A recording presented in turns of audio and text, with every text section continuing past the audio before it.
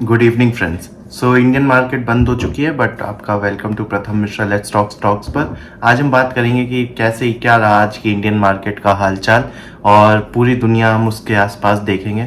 कल रात से ही अगर आप देखें तो बिकवाली चालू हो गई थी यूएस मार्केट से भी। लगभग 6-7 दिनों का ट्रेंड टूटा था लगातार। मार्केट एक तरफा जो तेजी पे बनी हुई थी वहां से मार्केट नीचे गिरी थी। जब इंडियन मार्केट चालू हुई वो भी ऊपर ही खुली, पर आज काफ़ी एक वॉलेटाइल दिन था। मार्केट ऊपर चली पर फिर दिन में अंत में नीचे ही ख़त्म हुई।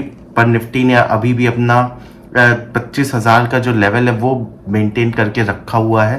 पहला हफ्ता बीत चुका है। जो हमारी एसआईपीज आनी थी, जो जो सैलरी क्लास का पैसा आना था सैलरीज का, वो सब लग चुका है मार्केट में। उसने मार्केट को एक सस्टेन करके ऊपर रखा एक हफ्ते। अब मार्केट का असली टेस्ट चालू होगा। बट अगर हम देखें तो दुनिया भर की मार्केट कमजोर ही थी उस हिसाब से, तो हमें वहां से क्यों लेना पड़ेगा। अगर हम आज की बात करें तो आज गोल्ड शेयर्स में काफ़ी तेजी थी। जितना मैं देख पा रहा हूँ कि जो गोल्ड बैक्ड शेयर्स हैं वो पिछले जो गोल्ड में डील करती हैं कंपनीज वो काफ़ी अच्छी दिख रही हैं पिछले 3-4-5 दिनों में। वो पोर्टफोलियो के मतलब एक अच्छे मैंने पिछले वीडियोस में बात करी हुई है कि कैसे वो एक अच्छे वैल्यूएशंस पे ट्रेड कर रही हैं। और अगर आपके पास है तो आपने ज़रूर देखा होगा कि पिछले 5-6 दिनों में या एक हफ्ते में जब से आपके रिजल्ट्स देखने को मिले थे अपडेट्स, कल्याण का 30% ने अपना रेवेन्यू ग्रोथ किया था जो कि एक अच्छा खासा बेस है। टाइटन ने भी एक अच्छी ग्रोथ अपने ज्वेलरी सेगमेंट में लगभग 19% की ग्रोथ उन्होंने बताई थी। फिर पीएन गार्डगिल ने फेस्टिव टू फेस्टिव में बताया कि 65% उन्होंने ज़्यादा ग्रोथ दी है। और सेनको गोल्ड का भी हमारे पास रिजल्ट नहीं आया है, पर जो हमें रिजल्ट रहा पीसी ज्वेलर्स थे। पीसी ज्वेलर्स अगर देखना है तो हमने पीएन गार्डगिल, पीसी ज्वेलर्स सब पे हमने एक वीडियो बना चुके हैं उनके क्यूटी अपडेट पे। और कल से क्यूटी रिजल्ट्स भी आने चालू हो जाएंगे।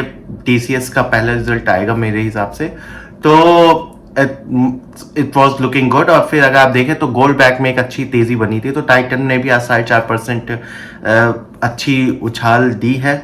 इन्फोसिस, टीसीएस भी ऊपर थे आज, पर निफ्टी आईटी टीसीएस में इसलिए था क्योंकि कई ब्रोकरेज रिपोर्ट ने एक्सपेक्ट किया है कि लगभग 10% प्रॉफिट की उम्मीद उन्होंने टीसीएस के रिजल्ट में दिखाई गई है, पर रेवेन्यू 0.5% ही बढ़ता दिख रहा है जितना भी है। पर अगर टीसीएस 10% का ग्रोथ दे देती है और रेवेन्यू 0.5% ही बढ़ती है, मैं पर्सनली ऐसे शेयर से बहुत दूरी बना के रखूंगा। क्योंकि अगर आप रेवेन्यू ही 0.5% कर रहे हो और फिर प्रॉफिट आप किसी तरीके से लेके आ जा रहे हो तो उसका क्या मतलब है। आप कॉस्ट कटिंग कर रहे हो, कहीं ना कहीं आप एम्प्लॉयज फायर कर रहे हो, या आप कुछ कॉस्ट कटिंग कर करके। मैं जो मेन चीज देखता हूँ वो सेल्स है। अगर सेल्स रेवेन्यूज है वहां से प्रॉफिट फॉलो अप कर ही जाएगा, उसके लिए आप डेट ले आप कुछ भी करें।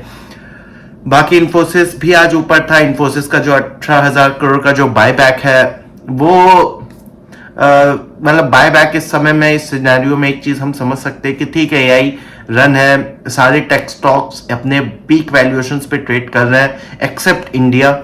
क्या इन्फोसिस को ले लेना चाहिए था, पर एक 18,000 अगर आपको पता हो तो डिविडेंड पे अब पिछले साल से एक टैक्स लगने लगा है कि it is treated as salaried income. तो 18,000 करोड़ में किसी को इन्वेस्टर्स को फायदा हो या ना हो, या किसी को हो, सरकार को जरूर फायदा होने वाला है। लगभग 18,000 करोड़ में अगर मैं मान के चलूं कि सब 30% टैक्स ब्रैकेट में नहीं आ रहे हैं और मैं लगभग 20-25% भी टैक्स ले लूं तो लगभग 4,000 करोड़ के दरमियान सरकार को उसमें मिल जाना है टेंडर रूट के थ्रू। तो सरकार के लिए वो एक बहुत अच्छी बात है। पर क्या हमारी एक बड़ी टॉप निफ्टी कंपनी जो कि देश की टॉप 5-8 कंपनियों में है, क्या उसको ऐसे हाथ खड़े कर दे के, या फिर निफ्टी या फिर एक एआई टेक में ना घुस के अगर आपके पास इतना कैश है तो वो एक काफी इंटरेस्टिंग चीज है कि कैसे उसको लेते हैं। पर एक समय के बाद ये शेयर्स भी गिरने बंद हो जाते हैं क्योंकि after all they are the companies जो कि कैश लाते हैं मार्केट में, जो कि कैश लेकर आते हैं। इनके पास एक कैश आता है, अभी तक तो आ रहा है। तो एक जब डिविडेंड यील्ड हिट हो जाती है 4% 5%, तो आप उसमें पैसा डालेंगे अगर शेयर में तो आपको 4-5% डिविडेंड यील्ड ही मिल जाता है। और उसके बाद कैपिटल एप्रिसिएशन अगर हो पाए तो बहुत ही अच्छा है। तो इस कारण से ये शेयर एक लेवल के आगे तो गिरना बंद हो जाते हैं। पर नजर सबकी रहेगी टीसीएस पे कि क्या रिजल्ट आता है। और शायद उन्होंने अपना कॉन कॉल भी कैंसिल कर दिया है टीसीएस ने, क्योंकि रतन टाटा की डेथ एनिवर्सरी मैच कर रही है। पर रिजल्ट्स काफी देखने लायक होगा, वो स्टार्ट हो जाएगा कि कहाँ ये Q2 की गाड़ी हमारी आगे जाती है। बाकी हम बात करें तो गिरावट वैसे भी टाटा मोटर्स और इन सब में बनी हुई है। डीमर्जर की डेट आ गई है टाटा मोटर्स की। JLR जो उनका है, JLR जो कि 70% है, वो एक डेफिनेटली देखने वाली चीज होगी कि कितना हिट होता है। पर बाकी हम देखें तो काफी पैसा भी अब उठाया जा रहा है, काफी इन्वेस्टर्स कई जगह मार्केट में हम देख रहे हैं कि बड़े बड़े इन्वेस्टर्स घुस के शेयर्स में खरीद रहे हैं, कई शेयर्स की ऑफलोडिंग हो रही है। और बाय द वे एलजी और टाटा कैपिटल दोनों बड़े बड़े आईपीओ, ह्यूज आईपीओ सिस्टम से पैसा सक करने वाले हैं इन इस वीक में। तो इसकी एक तो मार्केट का चढ़ना तो एक बहुत ही मुश्किल से बात हो सकती है इस हफ्ते में, क्योंकि अगर आप इतने बड़े बड़े दो IPO back to back, it's like कि एक ही साथ सलमान खान और शाहरुख खान दोनों की मूवी आ जाए, तो एक किस्म से या तो फिर तीसरी किसी स्टार की मूवी है छोटे, या कोई नई मूवी है, उसका चलना तो बहुत ही मुश्किल हो जाएगा, क्योंकि स्क्रीन्स लिमिटेड होते हैं आपके पास, आपकी मूवी नहीं शोकेस ही नहीं हो सकती, तो आप कमाओगे कैसे। तो भाई स्टॉक मार्केट जो कि कैपिटल पे रन करता है, अगर दो बड़े ब्लॉकबस्टर्स मूवी रिलीज हो रही हैं, टाटा कैपिटल, एलजी आईपीओ और रिटेल इन्वेस्टर्स का काफी रुझान होता है आईपीओ में पैसा लगाने का, तो फिर वहां पे वो पैसा फ्लो होना है, वो पैसा सिस्टम से तो निकलेगा ही। और आपको स्टॉक बढ़ाने के लिए या तो फिर आप सेल करना बंद कर दें या फिर आप खरीदना चालू कर दें। तो दोनों में से आईपीओ का पैसा निकालने के लिए आप सेल भी करते हो और खरीदना भी बंद कर देते हो। सो दोनों चीजें ही होने वाली हैं, तो दोनों चीजें हमें बहुत ही कम लगती हैं कि वो मार्केट में हों।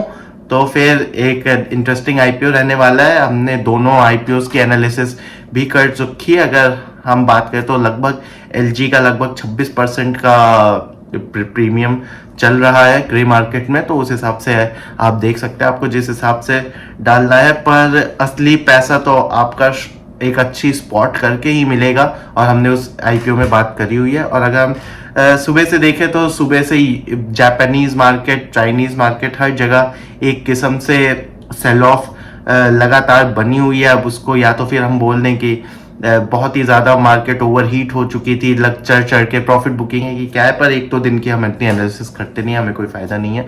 गोल्ड एक 4000 का जो मार्क है यूएस में, वो $4000 पर रोज वो मार्क हिट हो गया है। और काफी उसके अराउंड एक अब न्यूज आने लगी है। रे डैलियो जो कि एक बहुत ही जाने माने इकोनॉमिस्ट और कमेंटेटर है, उन्होंने बोला है कि you should have 15% gold in your portfolio. Robert Kiyosaki जिन्होंने, जो कि गोल्ड के बहुत ही बड़े प्रोपोनेंट है, आप देखते हैं बहुत लोग उनकी सुनते हैं, रिच डैड पुअर डैड किताब वाले, तो उन्होंने भी बोला है कि मैं तो काफ़ी गोल्ड और सिल्वर खरीद रहा हूँ।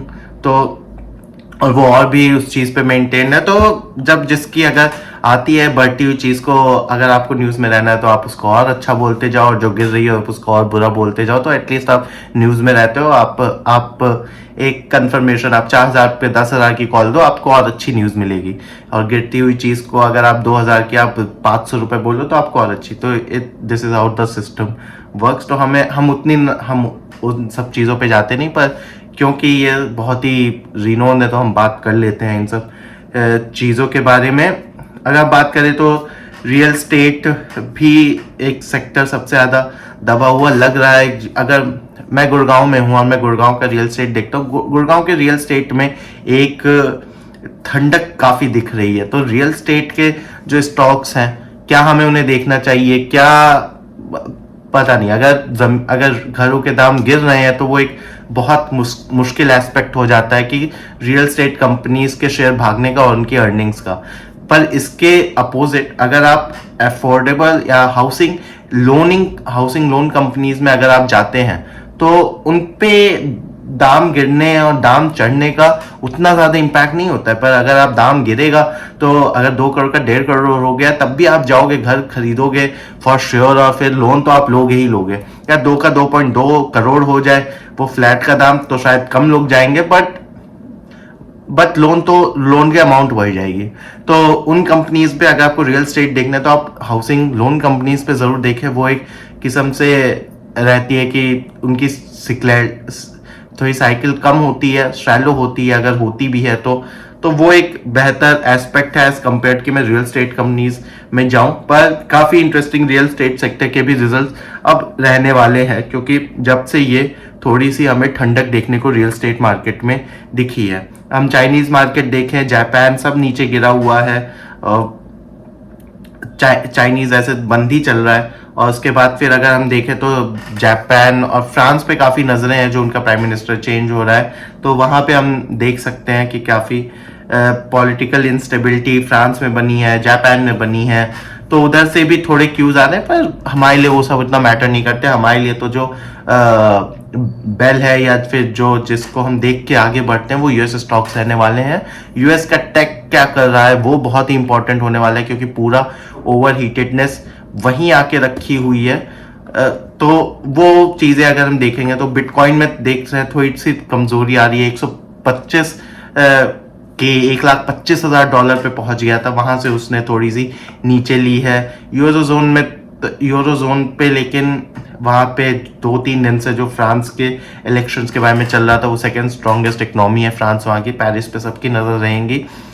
आज वहाँ पे भी थोड़ी सी मार्केट चढ़ी है, थोड़ा सा वहाँ की बॉन्ड यील्ड्स कम हुई हैं इतने 2-3 दिन से लगातार चढ़ने के बाद, वो चलता आ रहा है। पर हम गोल्ड अगर देखें तो गोल्ड के शेयर्स में जो हमने बात करी है कि वहाँ पे एक अच्छी अभी रिसेंटली में तेज़ी हमें देखने को मिल रही है। आप मेटल स्टॉक्स पे देख सकते हैं, मेटल स्टॉक्स एक काफ़ी अच्छे, टाटा स्टील का शेयर देखें तो वो अपने अच्छे लेवल पे 25% का हाइक हो रखा है। ईयू पे जो टैरिफ लग रखा है, ईयू ने जो चाइनीज स्टील पे टैरिफ लगा रखा है, उन सब चीज़ों पे मार्केट की चल रही है नजरें। ये सब स्टॉक्स हैं जो कि अभी टॉप लेवल या फिर एक किस्म से इन सब चीज़ों पे रुके हुए हैं कि ये सब स्टॉक्स एक किस्म से, और ये सब थीम इस समय मार्केट की मेन थीम है। तो अगर आप देख रहे हैं या फिर एक सेंस निकालना चाह रहे हैं मार्केट को, तो आप इन सब थीम्स पे देखेंगे। तो अभी करेंटली तो इसी थीम्स पे ही काम चल रहा है। So thank you so very much. अगर आपको कुछ भी पूछना है आप ज़रूर कमेंट करें, और ज़रूर लाइक करें, कमेंट करें, सब्सक्राइब करें, बेल आइकन ज़रूर दबाएं, जैसी वीडियो है तो आपको पता लगे। So thank you so very much.